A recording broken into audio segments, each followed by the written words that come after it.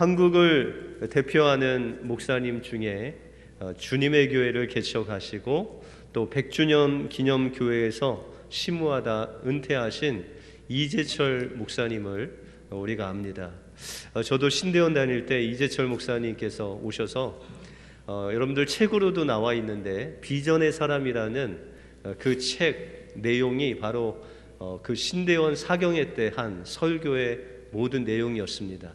그래서 그 사경회 때 온 그 학우들이 그 설교를 듣고 눈물바다가 되어서 그 설교를 좀 책으로 내달라고 해서 비전의 사람이라는 책을 냈던 그 기억이 납니다. 그 이재철 목사님이 이제 은퇴를 하시고 그 주님의 교회에서 있었던 일을 회상하면서 간증한 내용입니다. 1984년 이재철 목사님이 36살 되던 해에 그는 밤 늦게 술에 취해서 집에 돌아왔습니다. 자신을 기다리다 잠든 아내의 얼굴 밑에 깔린 여기저기 눈물로 얼룩진 노트에 이런 글이 적혀 있었습니다. 나는 오늘도 버스를 타고 수유리 너머로 갔다. 시골 길을 하염없이 걸으면서 오늘도 어김없이 죽음을 생각했다. 약을 먹고 죽을까 아니면 손목을 그어서 죽을까. 그러나 그것은 내가 취할 길이 아님을 나는 한 번 더 확인하고 되돌아왔다. 나를 살리기 위해 십자가에서 돌아가신 주님께서 주님의 뜻을 위해 내게 주신 남편이므로 나는 사랑해야만 한다. 나는 할 수 없지만 주님께서 사랑하라 명하심으로 나는 사랑해야만 한다. 주님 도와주십시오. 나의 약함을 주님께서 잘 아십니다. 라는 글이 그 아내 머리편에 있었던 것을 읽고 이 이재철 목사님이 눈물을 흘렸습니다. 첫 번째는 그 아내, 남편을 잘못 만나서 저렇게 고통 속에 있는 아내를 생각할 때 눈물이 나서 울고, 또한 그 중학교 때 아버지를 여의시고 그 6남매를 눈물로 기도로 키우신 그 어머니를 생각할 때 눈물이 나서 애통하며 울고, 그 어머니 또한 돌아가신 아버지께서 그토록 믿음으로 살라고 말씀하셨던 그 아버지와 어머니가 자신을 위해서 기도하셨던 그 기도를 생각할 때 그렇게 타락한 자신의 모습을 보면서 눈물을 흘렸다고 합니다. 그 순간 이제 눈물을 흘리며 정말 애통하는 그 순간에 그 이재철 목사님이 하나님의 이름을 부르기로 작정을 하고 주님의 이름을 부르면서 하나님, 저는 죄인입니다. 저를 용서해 주십시오 하면서 애통하며 울었다고 합니다.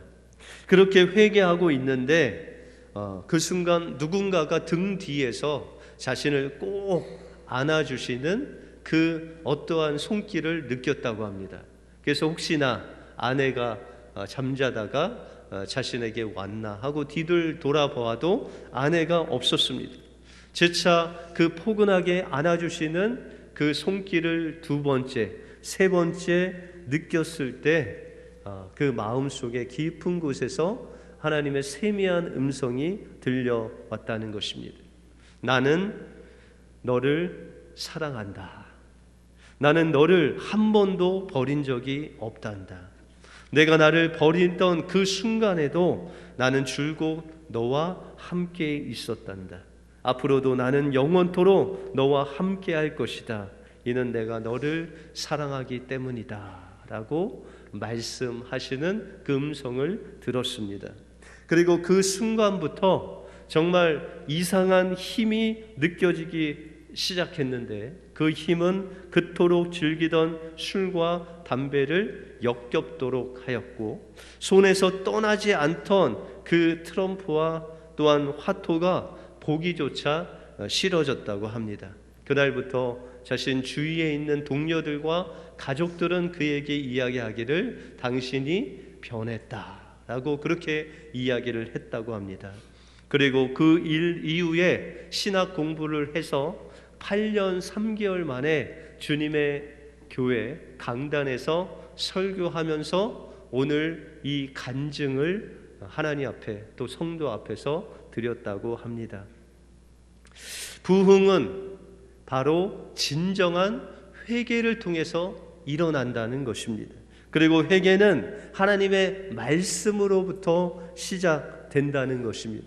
그러므로 우리가 하나님의 말씀을 들을 때 그 말씀이 내 안에 역사될 때 우리가 그 말씀을 붙잡고 죄악된 우리를 그 주님의 십자가 앞에 달려가 주님의 품에 안길 때 우리는 진정한 하나님이 주시는 부흥을 맛볼 수 있다는 것입니다. 그 부흥을 맛보시는 여러분들의 삶이 되시길 주님의 이름으로 축원드립니다.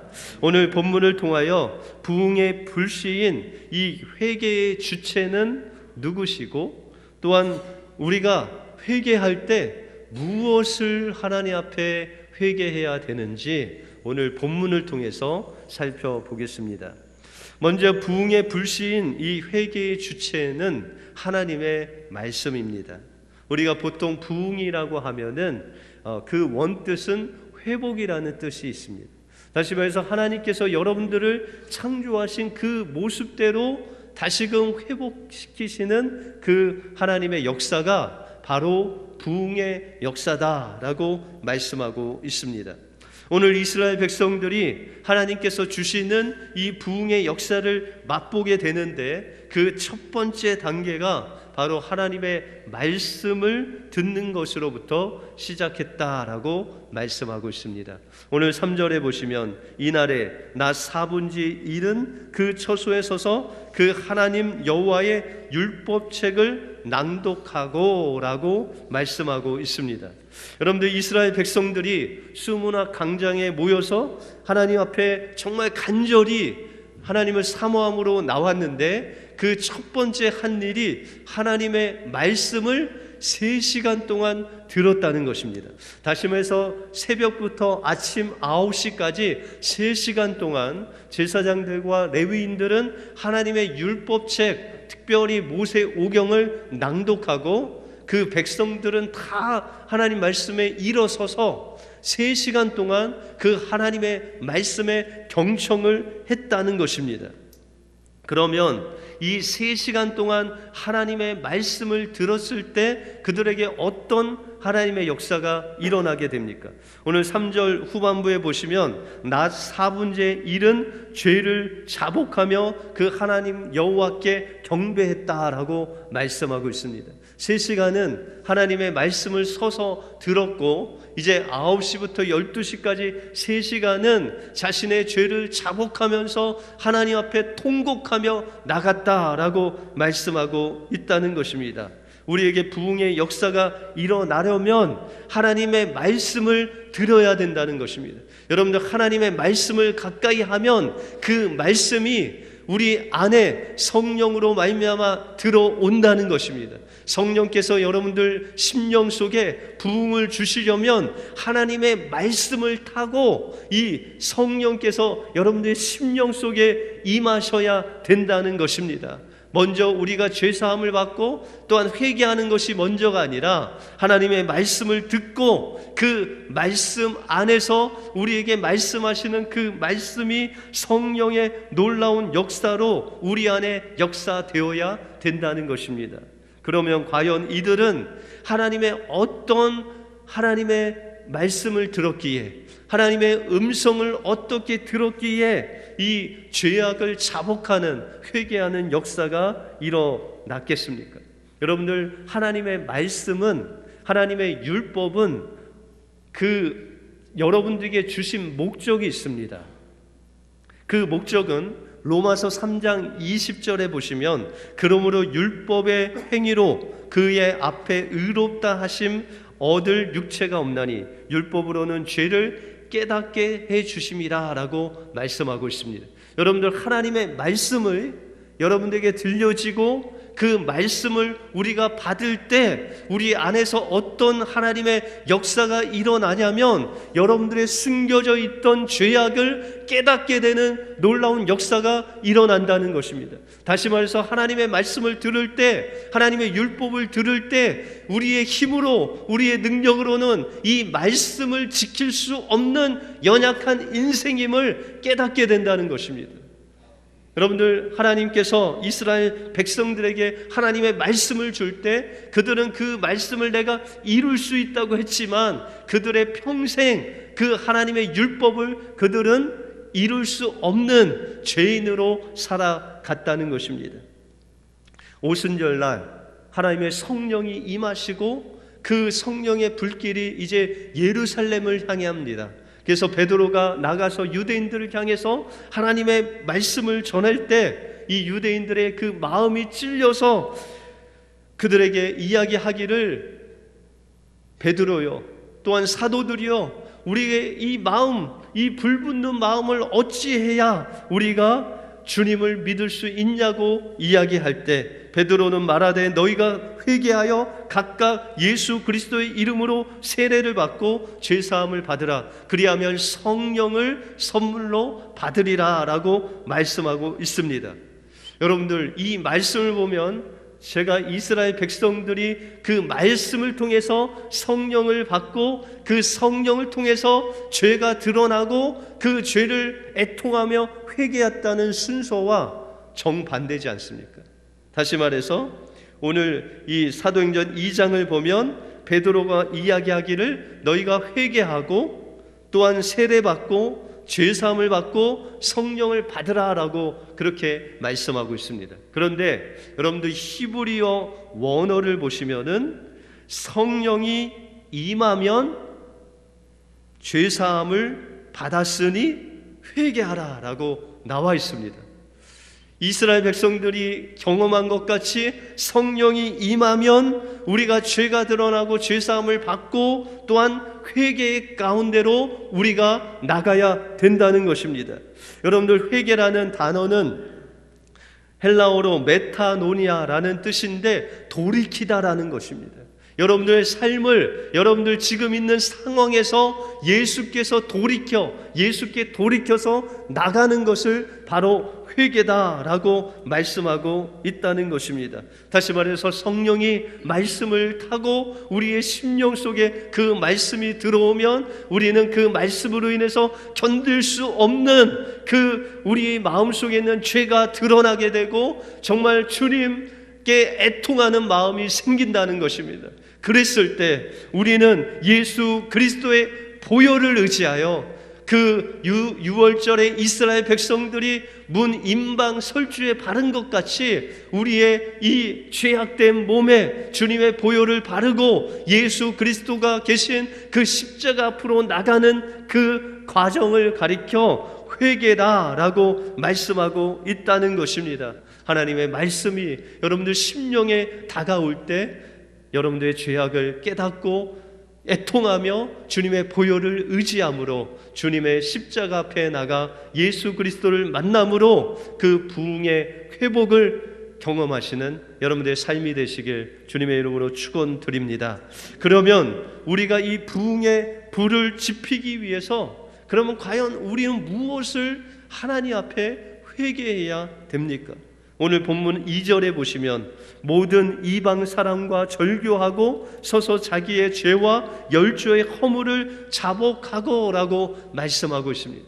여러분들, 이스라엘 백성들이 이 성령의 역사를 체험하고 그들이 주님께 그의 죄악을 깨닫고 자복할 때 무엇을 하나님 앞에 아뢰었냐면 그 2절에 보니까 자기의 죄와, 다시 말해서 우리의 죄와 열조의 허물을 자복했다라고 말씀하고 있습니다. 여러분들, 느헤미야 1장에 보시면 이 느헤미야가 하나님 앞에 회개한 모습이 나옵니다.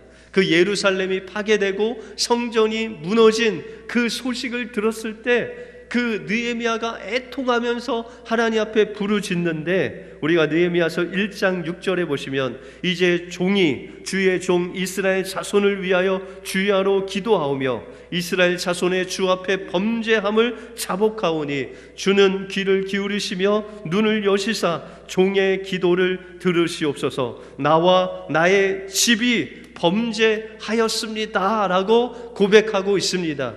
여러분들, 느헤미야의 회개의 그 내용이 무엇이었습니까? 자기의 죄와 자기의 집, 아비의 집의 그 죄악을 하나님 앞에 통회하며 자복하고 있다는 것입니다. 이 뜻은 우리가 오해할 수 있는 뜻입니다. 여러분들, 그러면 죄악, 내가 죄를 진 것뿐만 아니라 혹시라도 여러분들 부모님이 죄를 진 그 흐름이 여러분들에게 병으로 또 어려움으로 올 수 있습니까? 그러나 성경은 그렇게 이야기 않습니다.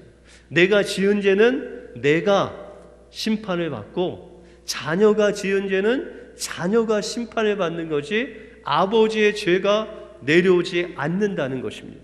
여러분들, 저도 한국에 있을 때 베스트셀러에 이런 책이 올랐습니다. 가게에 흐르는 저주를 끊으라. 그게 잠깐 베스트셀러가 된 적이 있습니다. 근데 그 내용을 보면 그 아버지의 그 죄와 그 허물이 그 자녀들에게 내려와서 그 자녀들을 병들게 하고 힘들게 한다, 그런 내용입니다. 그래서 그 가게 저주를 끊어야 그 죄의 어떤 병이나 어려움이 끊어질 수 있다, 이런 내용이었습니다. 그런데 여러분들, 예레미야서 31장 29절에 보시면 그때에 그들이 다시는 이르기를 아비가 신 포도를 먹음으로 아들들의 이가 시다 하지 아니하겠고 라고 말씀하고 있습니다. 여러분들, 이것은 뭐냐면 아버지가 신 포도주를 먹었는데, 그 신 포도를 먹었는데 입이 신 거예요. 여러분들, 나이 드시면 신 거 좀 드시기가 어려우시죠? 그런데 성경에 아버지가 신 거를 먹었는데 입이 시면 그 아들도 입이 실까요? 시지 않죠.